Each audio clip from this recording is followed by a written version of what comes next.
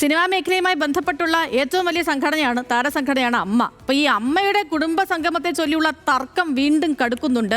വേണ്ട പരിഗണന കിട്ടിയില്ലെന്ന് പരാതി അറിയിച്ച് നടൻ ടിനി ടോം സംവിധായകൻ നാദിർ ഷയെയും പിന്നിൽ പ്രവർത്തിച്ച താൻ ഉൾപ്പെടെയുള്ളവരെയും വേദിയിൽ കയറ്റിയില്ല.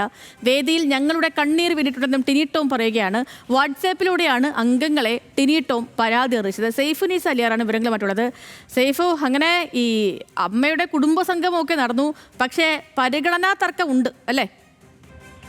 സേതു, ഇന്നലെയാണ് താരസംഘടന അമ്മയുടെ കുടുംബ സംഗമം എറണാകുളത്ത് വെച്ച് നടന്നത്. ഈ പരിപാടിയുടെ ഷോ ഡയറക്ടർ സംവിധായകനായ നാദിർ ഷയായിരുന്നു.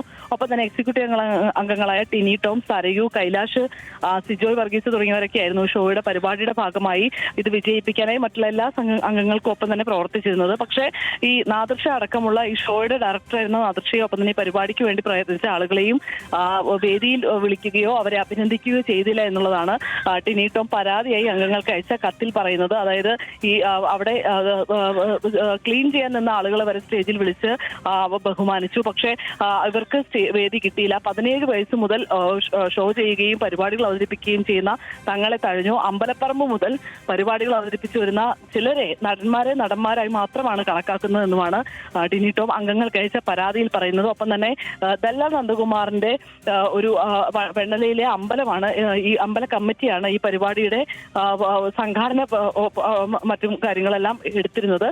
ഈ പരിപാടിയുടെ സ്പോൺസർഷിപ്പ് ഇവരെ ഏൽപ്പിച്ചതിലും ഇപ്പോൾ വിമർശനം ഉയർന്നിട്ടുണ്ട്.